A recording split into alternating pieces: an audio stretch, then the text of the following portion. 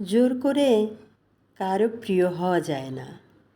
অনেকেই বলে দূরত্ব বাড়িয়ে নিজের গুরুত্ব বাড়িয়ে নিতে। আদৌ কি তার কোনো প্রয়োজন আছে?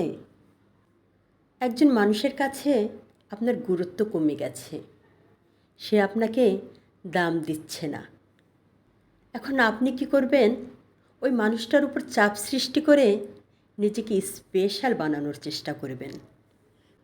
তাতে কি সে আপনাকে মন থেকে সম্মান করবে?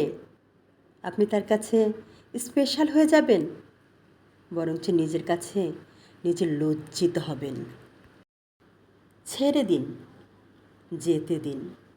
আপনি স্পেশাল হলে সেই মানুষটাই আপনাকে ধরে রাখবে। আপনাকে জোর করে কাউকে বাধ্য করতে হবে না। কি প্রয়োজন সব জায়গায় নিজেকে এত গুরুত্বপূর্ণ বানানোর?